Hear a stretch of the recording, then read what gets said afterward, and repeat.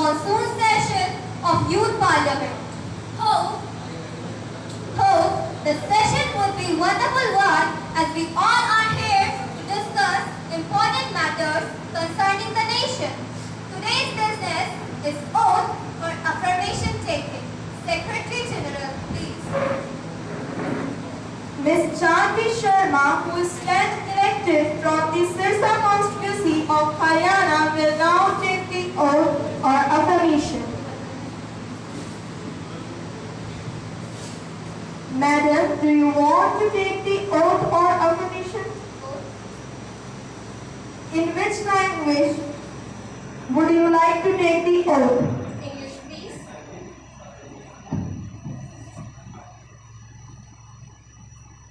I, Janvi Sharma, has been elected as a member of the lower house of the Youth Parliament.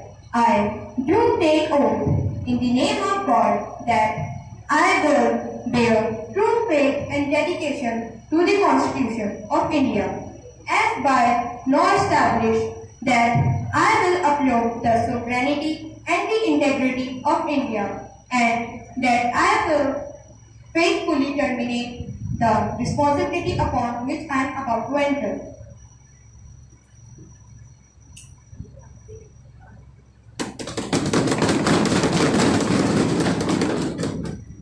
Now, I request Honorable Prime Minister to introduce new ministers. माननीय अध्यक्ष महोदय, अपने नए मंत्रियों का परिचय आपको तथा आपके द्वारा सदन के साथियों को कराने में मुझे अति प्रसन्नता हो रही है। Mister Ashish Juya, minister of culture and tourism. Mister Naveen Rathore, minister of chemical fertiliser industry. Mister Chirag Singh Patwar, minister of fisheries and animal husbandry. Miss Manasvi, minister of food and civil supply.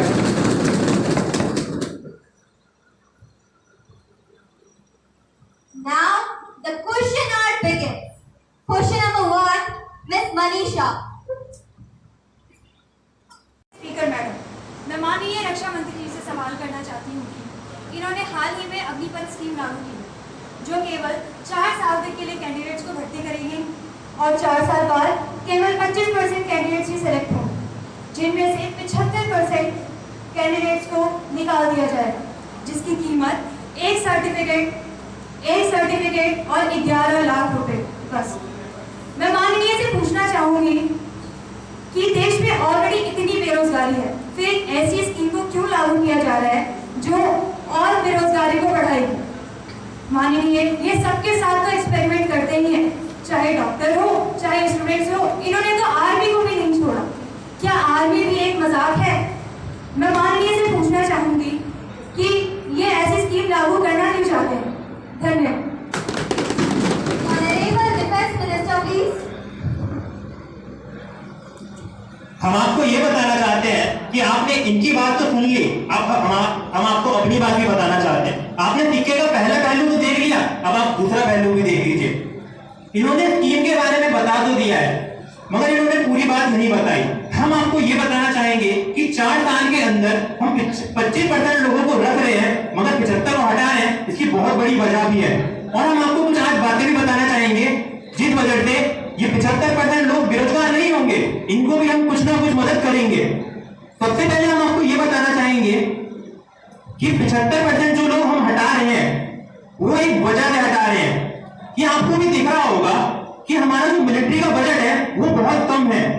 हम 5.3 ट्रिलियन सिर्फ मिलिट्री के बजट में लगा रहे हैं, उसके बाद 1.2 ट्रिलियन बस पेंशन एंड सैलरी में ही दिए जा रहे हैं। मिलिट्री में आपने देखा है कि 55% सिर्फ सैलरी और पेंशन के अंदर ही जा रहा है। तो आप बताइए हम कैसे करें? पर इतना ज्यादा पैसा तो हम सिर्फ पेंशन और सैलरी के अंदर ही दिए जा रहे हैं। इसकी हम और वजह भी बताना चाहेंगे कि क्यों हम ये 75% को हटा रहे हैं, इनको क्यों नहीं रख रहे हैं। पहली बात तो आप ये बताइए, जब भी आप कहीं पे भर्ती देने के लिए या कहीं पे एडमिशन लेने के लिए जाते हैं तो 100 लोगों का भी कहीं पे भर्ती कहीं पे एडमिशन हो रहा है, तो आप ये बताइए हम सबको रख लें, क्यों रख लें? जब जो होंगे, जिनको जो लायक है उस चीज के, उसी को तो रखेंगे। आप ये बताइए 100 के 100 को रख लेंगे तो उनमें तो जो अच्छे नहीं है उनका हम क्या करें? वो तो हमारे बिजनेस को खराब ही करेंगे या मिलिट्री को भी बर्बाद ही करेंगे। हम आपको ऐसे 3 रीजन बताने चाहेंगे जिनकी वजह से हमारा भारत भी बहुत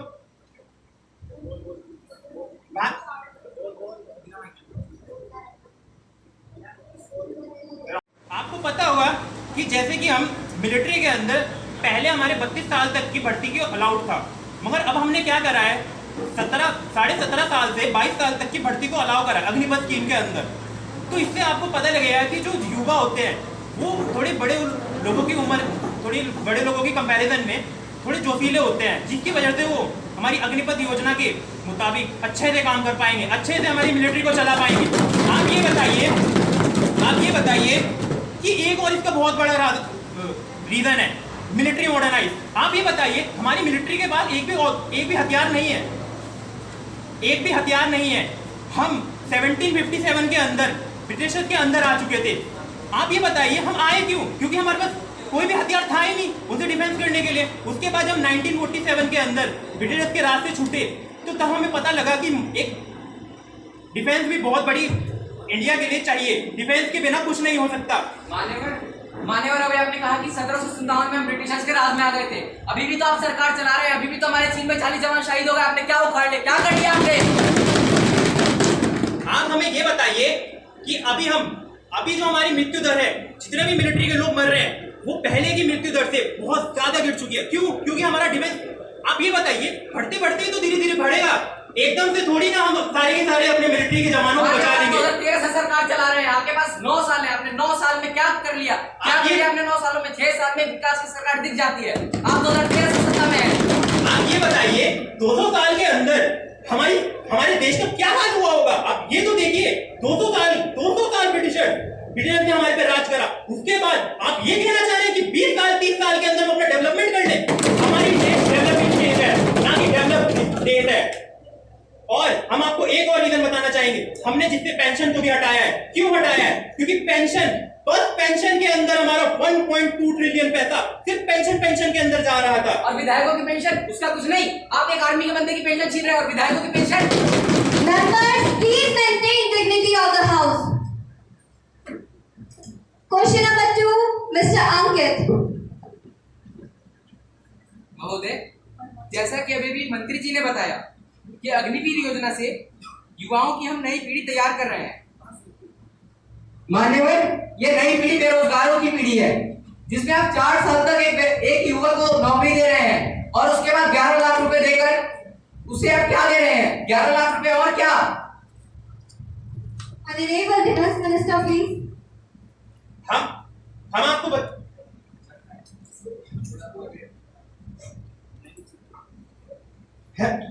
हम आपको ये बताना चाहेंगे कि 4 साल के बाद हम उनको क्या क्या प्रोवाइड कर रहे हैं। आप हमें ये बताइए पहले साल में हम उन्हें पर मंथ 30,000 की सैलरी दे रहे हैं। जैसे जैसे साल बढ़ता जाएगा वैसे वैसे उनकी सैलरी में बढ़ोतरी आएगी। पहले साल में 30,000, दूसरे साल में 33,000, तीसरे साल में 36,500 और चौथे साल में 40,000। उसके बाद हम उनको जब वो जाएंगे हमारी मिलिट्री में से तो हम उसे 11,70,000 का एक लमसम अमाउंट देंगे। मान्यवर, 11 लाख आपकी तथाकथित राशि है। आप उन्हीं की सैलरी में से 30% काट कर ये 11 लाख रुपए देते हैं। आप ये बताइए जब हम उनसे 30% काट रहे हैं तो उन्हें 30% का भुगतान हम अलग से भी कर रहे हैं। हम उनको 10% रिजर्वेशन और सेंट्रल आर्म पुलिस फोर्सेस और असम राइफल्स के अंदर पब्लिक नौकरी के अंदर हम भर्ती का उन्हें दोबारा मौका दे रहे हैं और उन्हें अलग से 48 लाख तक का भी इंश्योरेंस उन्हें कराना है तो हम वो भी दे रहे हैं। Question number 3, Ms. Drishti.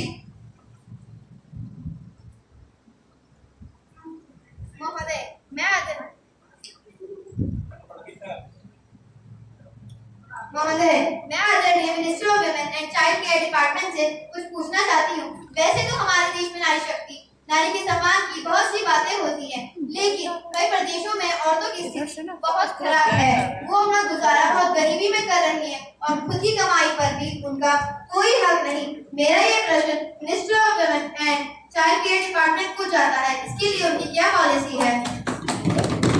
Honorable Minister of Women and Child Care, please. Honorable Speaker, ma'am.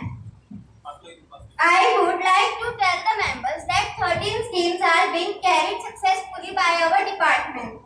Mahila Shakti Kendra, Nirbhaya, Ujjwal Yojana, Women Helpline Line scheme. There is recently announced grant in 8 schemes also to help women to their economic resources. Need of time is that women should come out to take the benefit of these schemes. मैं आदरणीय finance minister से पूछना चाहती हूँ कि देश के कई प्रदेशों की अर्थव्यवस्था गिरती जा रही है। जीडीपी बढ़ रहा है, लेकिन महंगाई का क्या? प्रत्येक खाने की वस्तु पर टैक्स बढ़ रहा है। श्रीलंका की अर्थव्यवस्था जैसी स्थिति का सामना हमें ना करना पड़ जाए। जनता के मन में जीएसटी यानी माल व सेवा कर को लेकर बहुत सारी आशंकाएं हैं। इसका जो वर्तमान रूप है वो बहुत ही भयानक है। महोदय, सोने की बिस्किट पर 5% जीएसटी और खाने की बिस्किट पर 8% जीएसटी, यही तो जीएसटी की विडंबना है। बात सिर्फ आम जनता की ही नहीं, व्यापार जगत की भी काफी आशंकाएं हैं। Honorable Speaker, ma'am, I would like to tell the members of the House that our country is a developing country. We have to keep pace with change time. With GST, people would not be able to evade tax. Tax is imposed as per earning capacity. Government new schemes will help people directly, indirectly in increasing their income. And don't worry, our government works in such a planned way that we will never face that situation which Sri Lanka is facing. State should also cooperate in implementations of plans. If government authorities will go for free transportation, it may badly affect the effect of economy. आदरणीय speaker madam, किसी भी देश को प्रगति की ओर बढ़ने के लिए सबसे जरूरी है शिक्षा का योगदान। पर दुख की बात यह है कि हमारे भारत जैसे देश में जहां शिक्षा में बस बजट का कुछ ही % योगदान होता है, ऐसे में देश का कैसे डेवलपमेंट होगा? मेरा दूसरा सवाल इनसे यह है कि हम पिछले कुछ सालों से देखते आ रहे हैं कि किस तरह से कॉम्पिटिटिव एग्जाम्स के पेपर लीक होते जा रहे हैं। बच्चे कड़ी मेहनत करते हैं और उसके बाद पेपर लीक का सामना करते हैं। उनकी मेहनत का क्या? माननीय शिक्षा मंत्री से पूछना चाहूंगी कि वे इस पे कब ध्यान देंगे। धन्यवाद। इनके सवाल का उत्तर देते हुए मैं सदन को बताना चाहूंगा, बात रही बजट, तो इस साल बजट में काफी बढ़ोतरी हुई, पर बढ़ोतरी इतनी नहीं है कि देश की अर्थव्यवस्था को, शिक्षा को सुधारा जा सके। तो माननीय बढ़ोतरी धीरे धीरे ही होगी। आप सीढ़ी चढ़ते हैं तो स्टेप बाय स्टेप चढ़ेंगे, ताकि सीधा पहले से चौथी पे या चौथी से 8वीं पे। और इनके दूसरे प्रश्न का उत्तर देते हुए मैं कहना चाहूंगा, ये परेशानी है और हमारी सरकार ने इस पर पिछले 3 सालों में 10,000 अधिकारियों को गिरफ्तार किया है और उन पे सख्त कार्रवाई की है। उनके 5 लाख का जुर्माना किया है। सवाल का जवाब दे दिया। जरा मेरे सवाल का जवाब दीजिए कि आपने जो 2020 में नई शिक्षा पॉलिसी लाई है उसे लागू कब करेंगे? ये हमारे देश की आर्थिक स्थिति कितनी गरीबी में जा रही है और उसके कारण हमने ये अभी लागू नहीं करा है। आने वाले कुछ सालों में ये जरूर लागू होगी और हमारी शिक्षा नीति बहुत आगे जाएगी। मान्यवर, आपके पास बहानों की बहुत सारी लिस्ट है, लेकिन आप हमें कुछ करके दिखाइए। 2014 से आप सरकार चला रहे हैं, लेकिन 1% का डेवलपमेंट नहीं हुआ है शिक्षा के क्षेत्र में। मान्यवर, नहीं हुआ है। मान्यवर, चलिए आपको ये बात तक क्यों नहीं आ रही? अभी याद आ रही है कि शिक्षा का डेवलपमेंट हो रहा है। मान्यवर, हमने करा है, लेकिन हम जो भी पॉलिसी सरकार है Question number 6, Ms. Harshita. आदरणीय स्पीकर मैडम, मेरा प्रश्न गृह मंत्रालय से है कि आज पेट्रोल का दाम 100 रुपए महंगा हो चुका है और खाद्य तेल भी 200 रुपए तक पहुंच चुका है। मान्यवर, हमारी सरकार जितनी तेजी से महंगाई बढ़ा रही है, काश उसी तरह रोजगार भी देती। महोदय, जब भाजपा सरकार आई थी तो उन्होंने कहा था कि हम 1 करोड़ नौकरियां देंगे, लेकिन अगर आज ढंग से जांच होती है तो 40 करोड़ नौकरियां भी नहीं दे पाए हैं। महोदय, अगर इनसे पूछे कि आपने कहाँ विकास किया है तो ये कहते हैं कि हमने कंपनियां बेच दी और रेलवे भी बेचने वाले हैं। देश में नहीं बल्कि सभी देशों में बढ़ रहे हैं। हाँ, हमने वादा किया था हम नौकरियां देंगे, और आप जो डेटा बता रहे हैं यह 6 महीने पुराना है। अब तक हम 70 लाख नौकरी दे चुके हैं। प्राइवेटाइजेशन से हमारे देश में काम की क्षमता बढ़ गई है और हमारा विकास हो रहा है। Question number 7, Miss Ayushi. मेरा प्रश्न महिला और एवं बाल विकास मंत्रालय से है। बच्चों की तस्करी की एक बहुत बड़ी चिंता जो हमारे देश में निर्माण कर चुकी है, इससे रोकने के लिए सरकार ने कई कानून बनाए। हालांकि इलीगल ट्रैफिकिंग का पिछले सत्र में बिल भी पास हुआ, लेकिन एनसीआरबी की रिपोर्ट से यही आंकड़े प्राप्त हो रहे हैं कि इसमें दर प्रतिदर वृद्धि हो रही है। तो मैं सरकार से यह पूछना चाहूंगी कि क्या आप बिल ही पास कराते रह जाएंगे, कुछ करेंगे नहीं?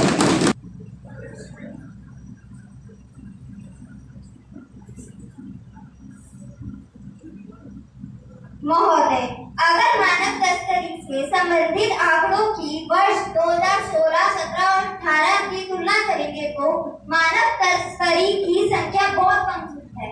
मैं आपको ये बताना चाहती हूँ कि जिसे जानकर आपको खुशी होगी कि अगले साल के मार्च तक के अंत तक हम और डिस्ट्रिक्ट को लगभग 100 करोड़ रुपए रिलीज करने वाले हैं। Human trafficking is regulated by the immoral traffic prevention act 1956, the bonded labour system act and the child labour regulation act. इन तीनों एक्ट्स के द्वारा इसे रेगुलेट करने का प्रावधान है।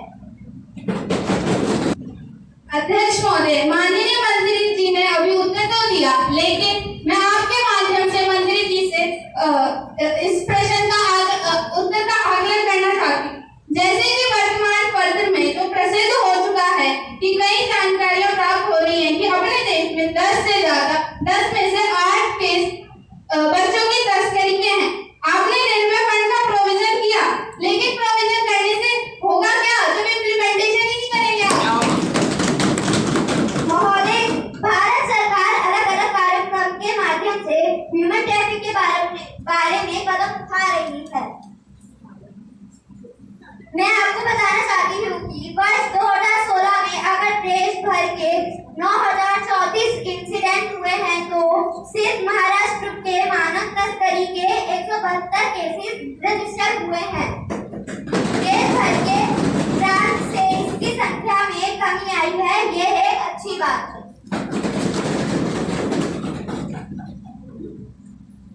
Question number 8, Mr. Ankit. माननीय महोदय, मैं बड़े दुख के साथ ये बताते हुए एग्रीकल्चर मंत्रालय का ध्यान केंद्रित करना चाहूंगा कि आज हमारे देश में किसानों की आत्महत्या की संख्या बढ़ती जा रही है। We would like to know the actions taken by the government in this regard. Honorable Speaker, I would like to put forward a report given by NCE. This report says that the suicide cause of Indian farmers is illness, family problem and bankruptcy. हमारी सरकार ने किसानों के लिए योजनाएं तैयार की है, जिसके अंतर्गत किसानों को हर 6 माह पर उनकी जमीन के अनुसार उनकी लागत का खर्च प्रदान किया जा रहा है। माननीय महोदय, किसान हमारे देश के प्रगति के चक्के चलाने वालों में से एक है। आप इन किसानों के लिए जो भी कुछ कर रहे हैं, ये कोई एहसान नहीं है, ये आपका कर्तव्य है, कर्तव्य। तो महोदय, आपने एमएसपी का नाम तो सुना ही होगा, जिसके अंतर्गत हमने किसानों को मार्केट दाम से ज्यादा दाम पर उनकी फसल खरीदकर उनको प्रॉफिट के हिस्से भागीदार बनाया है। और अगर आपको लगता है हमने आपको प्रॉफिट का भागीदार नहीं बनाया है और हमने आपको मार्केट से कम दाम पर आपकी फसल खरीदी है, तो आप जाइए ना मार्केट में बेचिए। सरकार क्यों अगर किसान को मार्केट में बेचता हो तो मान्यवर बताइए। तो मान्यवर जैसे भी कोविड-19 गया है, तो इसके अंतर्गत किसानों को बाहर अपनी फसल बेचने का मौका नहीं मिला है। जिसमें कि गवर्नमेंट ने ही उनकी फसल खरीदी है, वो भी 1.5 गुना ज्यादा दाम पर खरीदी है उनकी फसल, जिसमें किसानों को बहुत प्रॉफिट हुआ है। अब आप गवर्नमेंट की अच्छाई नहीं देखेंगे, अरे आप देखेंगे क्यों? आपको तो हर जगह नेगेटिविटी देखनी है, आने वाली नेगेटिविटी है तभी तो। Members, please maintain dignity of the house. Question number 9, Ms. Shraddha Khatri. मेरा प्रश्न minister of science and research है। महोदया, आपसे ये प्रश्न है कि पशुओं की टेस्टिंग क्यों होती है, इसे बंद क्यों नहीं किया जा रहा? 100 में से 92% टेस्टिंग असफल होती है, सिर्फ और सिर्फ 8% टेस्टिंग ही सफल हो पाती है, जिससे 92% टेस्टिंग के जानवरों की जीवन वो खतरे में चला जाता है। क्या ये 92% जानवर हेल्पफुल नहीं है? ये कोई मायने नहीं रखते। Minister of Science and Technology, please. Honourable speaker, सबसे पहले तो मैं ये बताना चाहूंगी कि अगर हम जानवरों पर टेस्टिंग नहीं करेंगे तो किस पर करेंगे? और हालांकि हम जानवरों पर टेस्टिंग जरूर करते हैं, पर हम सिर्फ उन्हीं जानवरों पर टेस्टिंग करते हैं जिनकी मात्रा, जिनकी संख्या आज के जीवन में ज्यादा है। ये अधिकार हमें किसने दिया कि हम किसी जीव के जीवन के साथ खिलवाड़ करें? भारतीय संविधान के अनुच्छेद 51(a) के मुताबिक क्यों इसे बंद नहीं कर रहे? आप कर रहे हैं, उसमें लगता है आपने गौर नहीं किया। आपकी जानकारी के लिए बता दूं कि उसमें डिफेंस ड्यूटी कंट्री भी आती है, जिसमें से हम वही कार्य करें जो एक भारतीय मिनिस्टर को करना चाहिए, यानी कि हम अपने देश को बचाने में अपना पूरा योगदान दे रहे हैं। और अगर आपको आज के समय की बात कराई जाए तो हाल ही में हमने एक दवाई बनाई है सांप के विष से। आपकी जानकारी के लिए सांप का नाम भी बता दूं, वो सांप है कोबरा, और उस कोबरे के विष से हमने कैंसर जैसी बीमारियों का इलाज करा है। मान्यवर, जिस हिसाब से आपने आज 51(a) के तहत आपने कानून तोड़ दिया, आप आज से 10 साल बाद तो ऐसे मानवों पर भी परीक्षण करेंगे, मानवों को भी टेस्ट करेंगे, मानवों से भी दवाई बनाएंगे। कहाँ तक जाएंगे मान्यवर, कहाँ तक? मान्यवर, लगता है आप मिस करेंगे, हम सिर्फ जानवरों पर ही करेंगे, और जानवर भी हम वही चुन रहे हैं जिनकी मात्रा ज्यादा है, जिनकी मात्रा इस समय ज्यादा है, सिर्फ उन्हीं पर करें, क्योंकि हम ये अच्छी तरह से जानते हैं कि बायोडाइवर्सिटी किसे कहते हैं और इसे कंट्रोल में रखना कितना जरूरी है।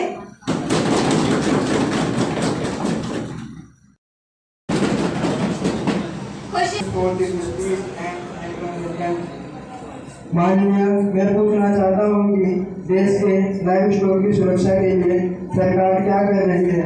हम देखते हैं कि अगर पशुओं में कोई बीमारी फैल जाए तो एक ही रात में पूरा का पूरा पोल्ट्री फार्म खत्म हो जाता है, और जो लोग नॉनवेज खाते हैं उनमें कई तरह की बीमारियां फैल जाती है। हमारी सरकार ने राष्ट्रीय गोकुल मिशन स्कीम चलाई है ताकि जो पोल्ट्री फार्म है और जो लाइव स्टाइल है उसको इंक्रीज किया जा सके। हमारी सरकार ने national animal disease control programme बनाया है, जिसका टारगेट है कि हम उसके लिए 13,347 रुपए का फंड क्रिएट करा गया है हमारी सरकार ने, ताकि 100% कैटल, 100% एनिमल का वैक्सीनेशन हो पाए, जिसमें कि कैटल, बफेलो, शीप और गोट का वैक्सीनेशन डिसाइड किया गया है। Question number 12, Miss Isha, please. इस सदन को बताना चाहती हूँ कि इंडिया टुडे की एक रिपोर्ट के अनुसार केदारनाथ में आ रहे श्रद्धालु में से 13 की रोज मौत हो रही है, जिसका कारण उस रिपोर्ट में यह है कि केदारनाथ में आ रहे श्रद्धालु में से उनमें खान और पीने के पानी जैसी अन्य जरूरतों का कोई ठोस इंतजाम नहीं है, जिसके कारण भूखे प्यासे जगह आ रहे श्रद्धालु की हालत बहुत ही दयनीय हो गई है। मान्यवर, मैं minister of culture and tourism department से बोलना चाहूंगी कि केदारनाथ जैसी भक्तिहीन भूमि को श्रद्धालु की मौत की धरती ना बनाए, वहाँ खान पीन जल अन्य जरूरतों का ठोस इंतजाम। Honorable Minister of Culture and Tourism, please. महोदय, केदारनाथ में हमने कई सारे कार्य किए हैं एवं हम और करेंगे। आज के केदारनाथ और पहले के केदारनाथ में बहुत बदलाव आ चुके हैं। कच्ची सड़कों को हमने ठीक कर दिया है, और आगे अगर और भी कोई परेशानी होगी तो हम उनको भी ठीक करेंगे। और आपने कहा कि यात्रियों को बहुत परेशानी हो रही है, इसके समाधान के लिए हमने कई सारे होटल, रेस्टोरेंट एंड दुकानें खोली है। इससे अनएम्प्लॉयमेंट भी लोगों का खत्म होगा। Question number 1. Honorable Speaker, Madam. Entirely new programs, schemes, and policies were introduced by governments, and what are their effects? To effect farmers for careful use of chemical and fertilizer. Indian Council of Medicine Research have initially a multi-scientific study to assess the health status of people living in the high and low pesticide use areas.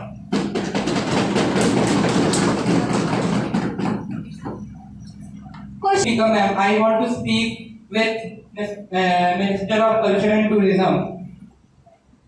मान्यवर, केदारनाथ और अमरनाथ बहुत भक्ति वाली जगह है जहाँ भक्तों की भीड़ लगी रहती है। वहाँ पे आपदाएं बहुत कॉमन है। मेरा सवाल है कि सरकार क्या कर रही है? केदारनाथ और अमरनाथ जो कि एक तीर्थ जगह है, वहाँ हर रोज लोगों बहुत सारी भीड़ भक्तों की मौत हो रही है। सरकार को कुछ करना चाहिए। मैं मानता हूँ कि वह आपदाओं को रोका नहीं जा सकता, बस स्कीम तो आप लगा सकते हैं ना। Minister of Culture and Tourism, please. महोदय, जैसे कि आपने कहा कि यात्रियों की बहुत भीड़ की वजह से यात्रियों की मौत हो रही है, तो हम ये बताना चाहते हैं कि हम इसके बारे में अभी सोच रहे हैं।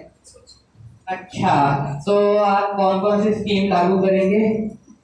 हमने कहा अभी हम इसके बारे में सोच रहे हैं। आगे जब हम पूरा सोच विचार कर लेंगे तब हम आपको स्कीम बना देंगे। Okay. Maintain silence, please. Question number 15, Mr. Ankit. महोदय, जैसा कि अभी हमारी सरकार ने अग्निवीर योजना लॉन्च करी है, इसमें मान्यवर इस योजना के लॉन्च होते ही बिहार के कई जिलों में बहुत से दंगे भड़ गए। मान्यवर इसमें 12 ट्रेनों को जला दिया गया और न जाने सैकड़ों सरकारी प्रॉपर्टी पर हमला बोला गया। मान्यवर इससे अच्छा था कि ऐसी स्कीम ही नहीं लाते कि युवाओं का जोश भड़कता। मान्यवर, आपने उनके करियर के साथ खिलवाड़ किया है। मान्यवर, बताना चाहेंगे कि आप जिन 12 ट्रेन को डिस्ट्रॉय की बात कर रहे हैं और पब्लिक प्रॉपर्टी को डिस्ट्रॉय की बात कर रहे हैं, उसके अंदर एक भी प्रतिशत वो लोग नहीं थे जो अग्निपथ योजना के अंदर भर्ती की कोशिश कर रहे थे। आप ये बताइए कि एक भी प्रतिशत वो लोग नहीं थे जो आर्मी के अंदर भर्ती मारने की कोशिश कर रहे हैं। मगर आप ये बताइए, उनमें वो लोग तो जरूर थे जो अपनी गंदी सोच को ऐसी अग्निपथ योजना जैसी पवित्र सोचों के ऊपर लगा रहे हैं। आप ये बताइए कि हम अग्निपथ योजना को क्यों लाए हैं, जिससे हम अच्छी युवा पीढ़ी को डेवलप कर सके, उनके अंदर एक अच्छी सोच ला सके। आप ये बताइए, 12 ट्रेन आप डिस्ट्रॉय कर रहे हैं, भारत सरकार उस 12 ट्रेन का मुआवजा किससे लेगी? अब बताइए ना, हम उनको 12 ट्रेन को कहां से दोबारा डेवलप करें, पब्लिक प्रॉपर्टी को कहां से डेवलप करें? मान्यवर, आपको ऐसी स्कीम लानी ही नहीं थी ना कि जिससे युवाओं का जोश बढ़ गए। आपको जो मन में आता है, जो मन में आया, हमने स्कीम लागू कर दी, बिल पास कर दिया। वाह मान्यवर, वाह। हम सोच विचार करके इस स्कीम को लागू करा है। हम आपको एक और बात बताना चाहेंगे कि हमने आपको पहले भी बात बताई है कि जो लोग थे जिन्होंने हमला करा है पब्लिक प्रॉपर्टी के अंदर ट्रेन के ऊपर, जो 12 ट्रेन डिस्ट्रॉय करी गई हैं, उसके अंदर 1% भी लोग हम आपको बता तो रहे हैं कि आम फोर्सेस में जिनको रिक्रूटमेंट करना था, भर्ती करनी थी, 1% भी उनके अंदर नहीं थे। आर्मी का एक भी बंदा जिसको भर्ती करनी थी, वो एक भी नहीं था।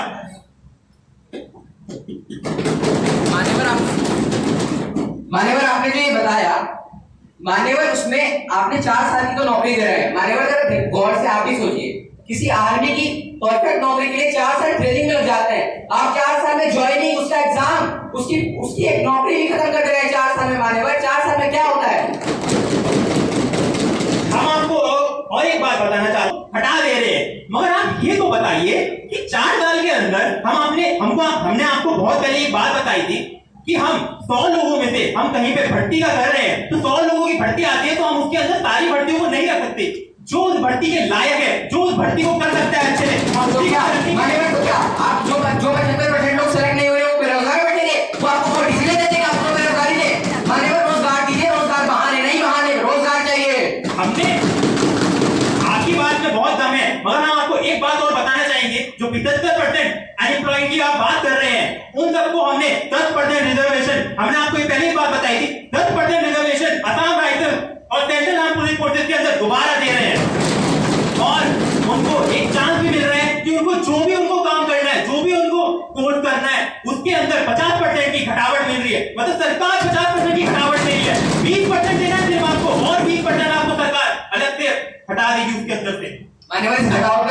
क्या? मैं 23 साल बाद कॉम्पिटिटिव एग्जाम की तैयारी करूंगा और 17 साल के बंदे के साथ में कॉम्पिटिट करूंगा। बताइए, ऐसे ऑफर की हमें जरूरत नहीं है, इससे सब बेरोजगार घर बैठ जाएंगे।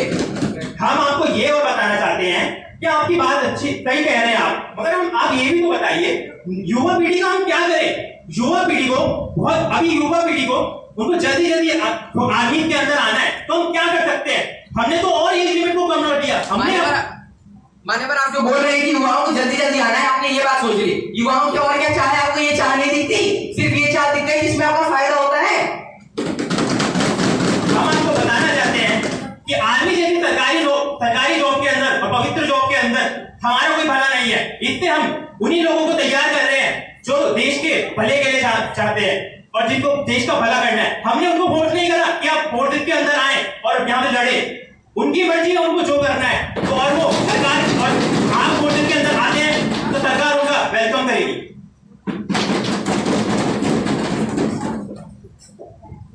Redress of privilege.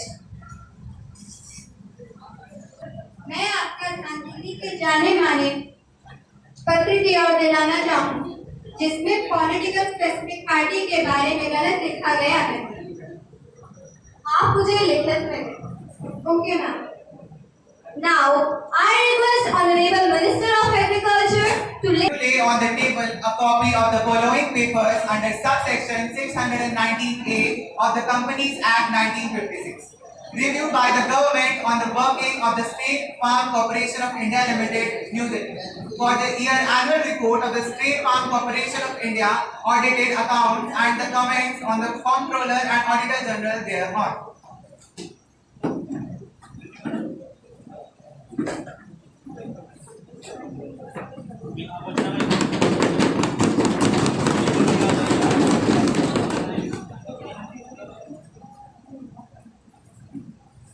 Secretary General report message from Upper Chamber of Youth Parliament. Ma'am, I have to report the following message received from the Secretary of Upper Chamber of Youth Parliament.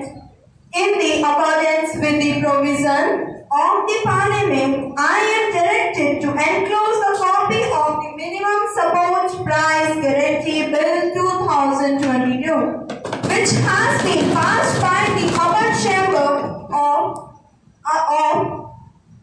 of Parliament at its sitting. Secretary General, laying on the table a copy of bill as passed by Upper Chamber. Ma'am, I lay on the table the bill by the Upper Chamber. Now, let us take up the calling attention motion. Ms. Dhani, please call the attention motion.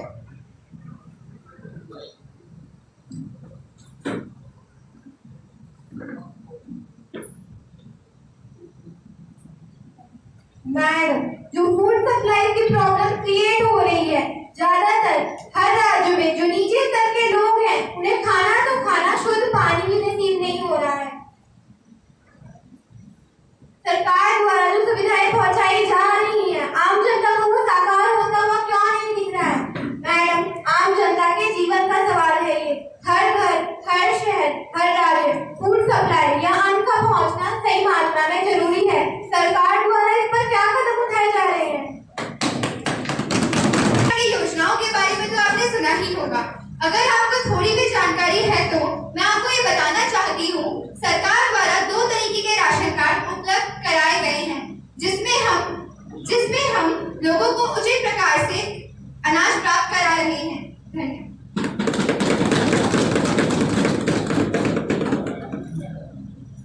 Bill introduction. The Indian Institute of Nuclear Medicine Bill 2022. The Minimum Support Price Guarantee Bill 2022. The Protection of State Resources Bill 2022. The Central Universities Amendment Bill 2022.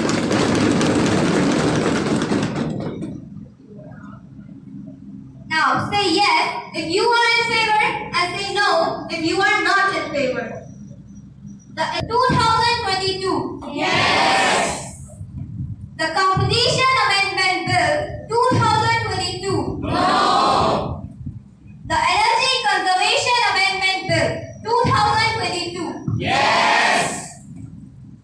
The meeting is adjourned till the next session.